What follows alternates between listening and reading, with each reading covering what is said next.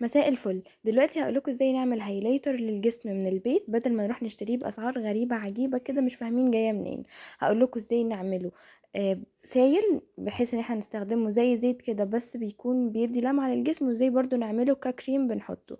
كل اللي احنا هنستخدمه لو احنا عايزينه سايل وهو زيت جونسون، اي زيت انتي محتاجاه عندك. انا طبعا ما كنتش عايزة اعمل الكمية كلها فحطيت شوية كده بس في طبق علشان تبقوا شايفين، بس انتوا ممكن تجيبوا علبة من الجونسون الصغيرة، وتعملوا فيها كده وهتبقى العلبة كلها على بعضها بدل ما نضطر ان احنا نحطها في طبق. طبعا هنجيب اي باليت اي شادو يكون فيها لون بيلمع او شimmer كده. هنختار لون فاتح ويكون فيه لمعة كويسة.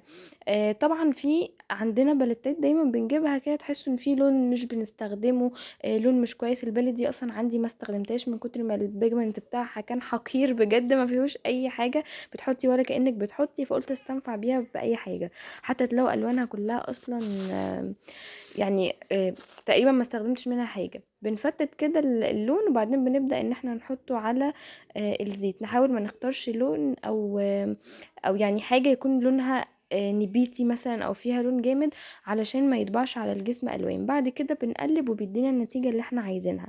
طيب لو احنا عايزينه كريم بقى، في حلين دلوقتي ان احنا ممكن نزود على الزيت ده معلقة فازلين، وممكن نستخدم اي كريم مرطب عندنا يكون ناعم كده على الجسم او لوشن، ناخد برضو كمية منه ونبدأ ان احنا نحط عليها نفس برضو البالت او نفس درجة لون كده تكون شمر وبتلمع.